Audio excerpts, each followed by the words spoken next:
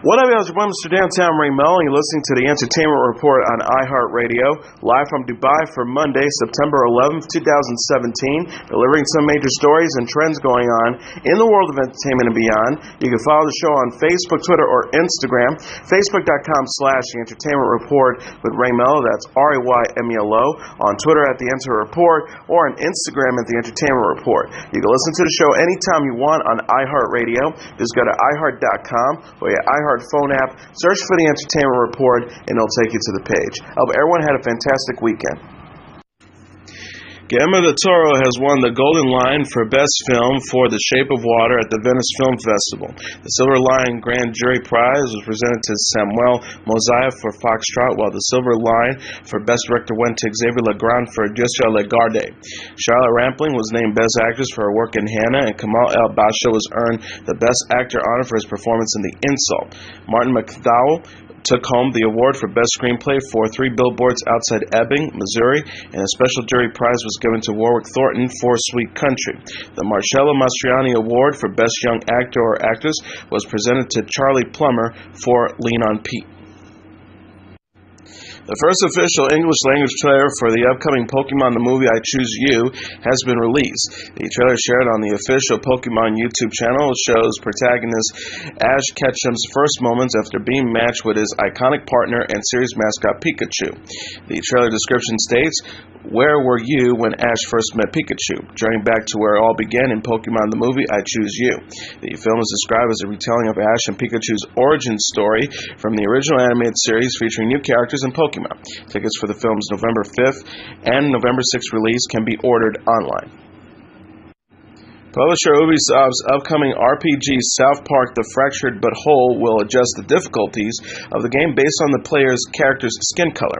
A demonstration of the game based on the long-running Comedy Central series published to YouTube by Eurogamer shows off the character creation process in which the difficulty of the game increases as the player's character's skin gets darker and decreases as it gets lighter. The game's narrator, Eric Hartman, states, "Don't worry, this doesn't affect combat, just every other aspect of your whole life." The game's developers added that the player's character's skin color will also affect the amount of money they receive throughout the game and how other characters speak to them. The gender of the main characters will also have an impact of the game, as its predecessor, 2014's South Park The Stick of Truth, only allows players to select the male character. If the players select to be a female character, a special scene in which school counselor Mr. Mackey will contact the character's parents will play. Mr. Mackey says, "You're a girl, McKay, when we are under the impression that, can you just hang on for a moment? I just need to call your parents, McKay. It just takes a second." So the whole King and Stick of Truth, she was actually a girl the entire time. The scene players will be given the option to choose whether they are cisgender or transgender, with the second option prompting Mackey to warn that things will be tougher. South Park The Fractured But Whole is scheduled to be released on October 17th for PlayStation 4, Xbox One, and PC. Josh Gad says his Frozen co-star Kristen Bell rescued his family by giving them a safe place to go ahead of Hurricane Irma's anticipated landfall in Florida this weekend. Gad wrote on Instagram Friday alongside a photo with Bell with his parents, "So Kristen Annie Bell literally saved my parents and my entire family tonight from hashtag Hurricane Irma." He says when they were stranded in Florida, she got them a hotel room at her hotel in Orlando and saved them, my brothers, my sisters-in-laws, and niece and nephew. They don't make them like this girl. Thank you, Kristen. You're truly an angel sent from above. Gad and Bell played Olaf and Anna in the 2013 animated movie Frozen. Bell also shared a photo of her stacking up on supplies Friday. She wrote, "Last run to the store for hashtag Irma Hurricane holdover prep while bracing down in Orlando. We didn't have the option to leave, so here we are, just doing our best and trying to stay positive but cautious and trying to help those who help prepping. Every person I passed today was assisting someone else. Hashtag neighbors helping neighbors. It was beautiful to see. Sad that a hurricane has to bring out the best in everyone, but happy that the community will be holding hands through this. I'm grateful to Gary and the team at Swan Dolphin and Epcot for helping us feel safe when we get through this together." Bell captioned a photo of her and a young man beside a cart with water and bags from Target. In a related story, Florida's Walt Disney World and Universal theme parks announced they will close due to the expected arrival of Hurricane Irma. The Disney website announced, in anticipation of inclement weather, Walt Disney World Parks and Disney Springs will be closed on Monday, September 11th. Disney's four parks, the Magic Kingdom, Animal Kingdom, Epcot, and Disney's Hollywood Studios, were open as scheduled Friday and closed early Saturday.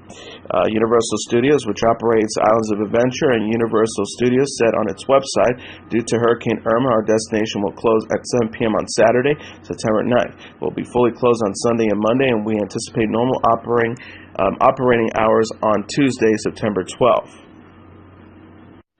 Amazon has canceled its period drama Z, The Beginning of Everything in the Last Tycoon. The Hollywood Reporter says that neither the Christina Ricci lead Z, which is about author F. Scott Fitzgerald's wife Zelda Fitzgerald in the 1920s, nor Matt Bomer's Tycoon, which is based on an unfinished work by F. Scott Fitzgerald about the early Hollywood film industry, were picked up for a second season because the streaming service wanted to focus on developing hits for a broader audience. Meanwhile, Variety reported TNT opted against orders more episodes of Will due to the show's low ratings. Set in 16th century London, the series follows a young William Shakespeare as a struggling poet and playwright. It starred Laurie Davidson, Olivia DeJonge, Calmini, Mathis Inweb, Jamie Campbell-Bower, and Ian Bremmer. Gwyneth Paltrow recently stripped down for the first ever cover of Goop magazine.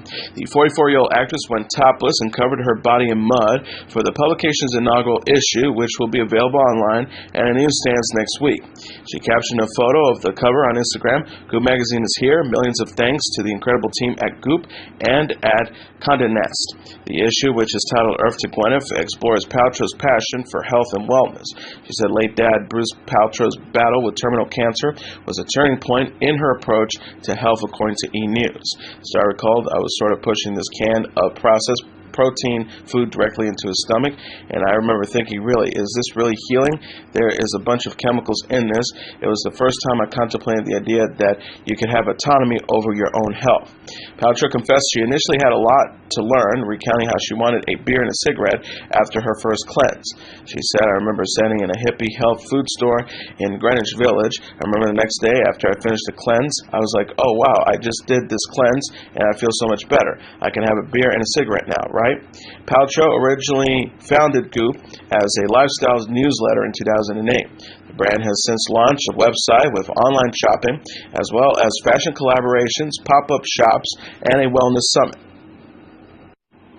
Eric Bolling's 19-year-old son, Eric Chase, has died in Colorado, the former Fox News star announced. The author and television personality announced the news about his only child via Twitter Saturday.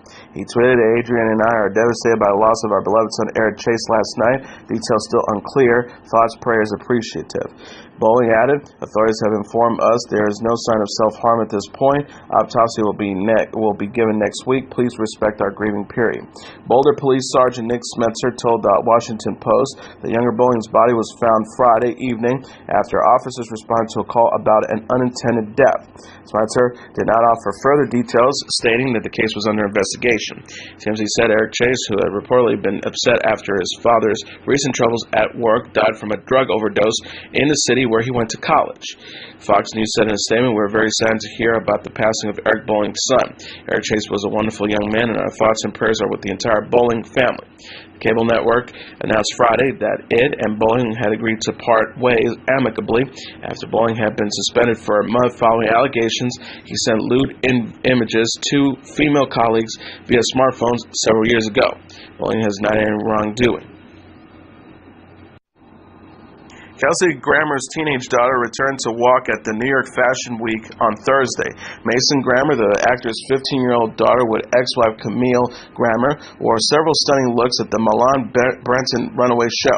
Mason showed a slideshow of photos on Instagram of her outfits, which included a belted gold dress and with match-pointed toe booties and a patterned dress with a feather cap and platform sandals. She captioned the post, "Thank you so much," at Milan Brenton. Camille also shared photos of another Mason's look, an off-shoulder gown with a blue, green, and white floral print, and a full skirt.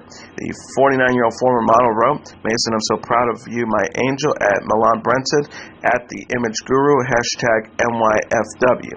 At Mason.Grammer So happy you had a great time. Love you so much. Hashtag NYFW at Milan Brenton.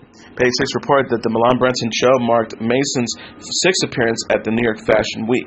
Mason discussed her burgeoning modeling career in an interview with Camille a day prior to the show. The teenager said, "It's always feel like the first time. It's just an amazing experience." Camille added, "I'm so proud. She's a good girl in school. She's getting all A's right now. We want to reward her with something that she loves, and I think it helps her with her self-confidence." Kelsey also shares 13-year-old son Jude with Camille. The 62-year-old actor split from the Real Housewives of Beverly Hills alum in 2010 after nearly 13 years of marriage. Freaks and Geeks Dawson's Creek and Cougar Town alum Busy Phillips says she ended in a hospital this weekend. The 30-year-old actress posted a picture on Sunday of her on a stretcher or hospital bed wearing a plastic identification band on her wrist with an intravenous line in her arm. Phillips captioned the photo, "Last night ended super weird, but if you listen to my podcast, you know our advice is always don't be a hero, go to the doctor." Anyways, I had a crazy excruciating pain in my lower right side. After a long time at Mass Gen, it was determined my ovary had flipped over. It caused torsion. My mind flipped back by itself, and I'm okay. But sometimes if it doesn't, you have to get surgery, or you can lose your ovary, which actually happened to a really good friend of mine. Anyways, my point of posting this was I felt like an idiot for going to the hospital, but ultimately going was the right move. It always is, even if they say you're fine and send you on your way. And a huge thanks to the amazing doctors and nurses who took care of me. Earlier Saturday evening, Phillips helped her bestie, actress Michelle Williams, celebrate her 37th birthday. Phillips wrote in the message that accompanied a photo of her and Williams holding hands and wearing matching best friends leather jackets. Found her, "Happy birthday to my better half. I love you, M. You make everything better." The world of country music suffered two losses over the weekend. Country music star Troy Gentry of Montgomery Gentry was one of the two people killed in a New Jersey helicopter crash Friday, the band announced. The band's website said it is with great sadness that we confirm that Troy Gentry, half of the popular country duo Montgomery Gentry, was tragically killed in a helicopter crash which took place at approximately 1 p.m. today in Medford, New Jersey. The duo is scheduled to perform tonight at the Flying W Airport and Resort in Medford. Troy Gentry was 50 years old. Details of the crash are unknown. Troy Gentry's family wishes to acknowledge all the kind thoughts and prayers and ask for privacy at this time. The Schweitzer 269 helicopter crashed into a wooden area near the Flying W Airport, the Federal Aviation Administration said.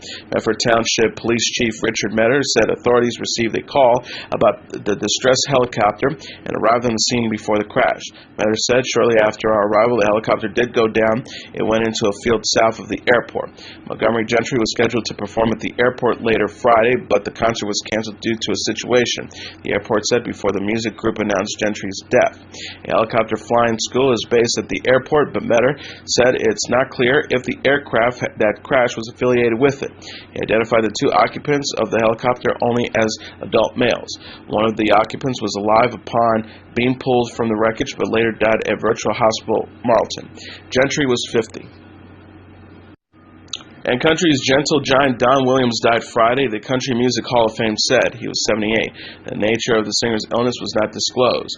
Williams, popular internationally and a member of the Hall of Fame, was known for his hit songs Tulsa Time and It Must Be Love. The Country Music Hall of Fame and Museum CEO Kyle Young said in a statement, "In giving voice to songs like Good Old Boys Like Me, Lord, I Hope This Day Is Good, and Amanda, Don Williams offered calm, beauty, and a sense of wistful peace that is in short supply these days. His music will forever be a balm in troublesome times. Everyone who makes country music with grace, intelligence, and ageless intent will do so while standing on the shoulders of this gentle giant." Williams was born on May 27, 1939 in Floydada, Texas. He learned to play guitar from his mother and as a teenager performed in country, folk, and rock bands according to the Hall of Fame's Encyclopedia of Country Music. His first professional success was with the Pozo Seco Singers in the 1960s. He later had a solo career and in the 1970s had 15 straight top 10 hits. He ultimately released more than 35 albums. Williams was 78. Sinead O'Connor says she's tired of being defined as the crazy person. The 50-year-old Irish singer opened up about her mental health and her late mom's alleged abuse in a preview for the September 12th episode of The Dr. Phil Show. She told host Phil McGraw, aka Dr. Phil, "I am fed up with being defined as, the crazy person, the child abuse survivor."